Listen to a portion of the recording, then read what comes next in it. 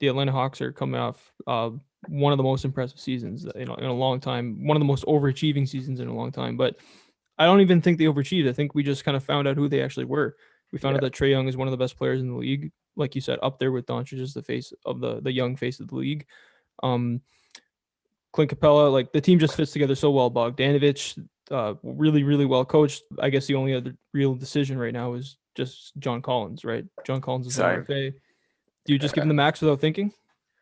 you just match whatever he does because if you're gonna Yeah, give him a max anyways, like if he can't get a max on the free market, then yeah, cool, you got him for a little bit less. But if you want to keep maybe relationships to the yeah, best of ability, because we know like the Raptors re-signed Siakam so early because they wanted to yeah, keep that relationship healthy. Maybe just give him the max right away.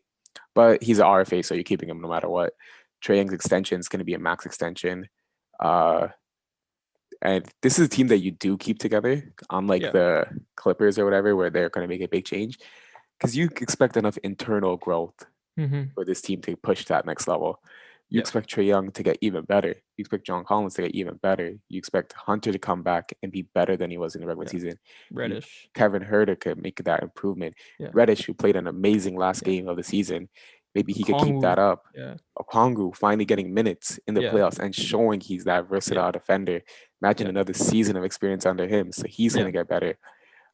Gallinari, Bogdanovich, they're going to be asked to do way less because now all these other guys are stepping up, so they could just have their spurts of moments. Maybe try to re-sign Lou Will because we know Lou Will likes the Atlanta chicken wings, so maybe there. And we know he just had one of his best playoff yeah, runs, so maybe you could try to get him to resign. And you just kind of keep this core together, keep everyone happy, yeah. and just try it another year because he did so well this year that you have to give this team one more year. Yeah, I'm with you. I think they're in a really, really, really nice spot because even if they just run it back with the same team, bring back Collins, like they can be one of the best scoring teams in the league with like Yeah, Trae Young, Bogdanovich, John Collins, Gallo, whatever, someone else lineup. Hunter. But like Yeah, once Hunter comes back, once Reddish comes back, you can play a Kongu like Capella. You have really good defensive players in there too, defenders. right? Yeah, So the right now they're a really versatile team, really good scoring team, really well coached team, and then in the near future wise, like Gallo comes off the books, Capella comes off, right? By that yeah, time, Okongwu might be able to be your starting five. You don't need Gallo so much anymore because Herter's improved or whatever. And then you yeah, can make a push, sign like a whoever the next max free agent on the market is, right? So this team's in a really, really nice spot. Bring back Collins, maybe like you said, sign him to a max right away. Just you can maintain that relationship. That's kind of the only thing. Just run it back and see how far you can go. yeah. Like the only way, like this team, you have to run it back because next offseason is also the big offseason with all those free agents. So why not just keep this team together, right? Yeah, The best free agent potentially if Kawhi Leonard resigns right away, which we all yeah. expect him to, with Chris Paul resigns right away, which we all expect him to do. So if those two guys are off the books, it's DeMar DeMar DeRozan, DeRozan. Yeah, so Kyle DeMar Lowry. DeRozan, Kyle Yeah, Lowry aren't really going to change your team that much where yeah, you need to like go get them. So just keep your core together, be yeah, happy with it.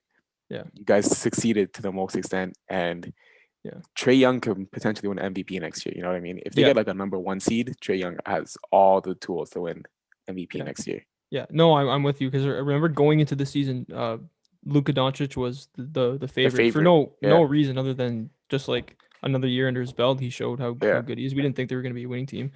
The Hawks could be in the perfect type of team for Trae Young to win an MVP, right? Because we're expecting them to be like top six with Five, everyone healthy, four. top five, six, four, five.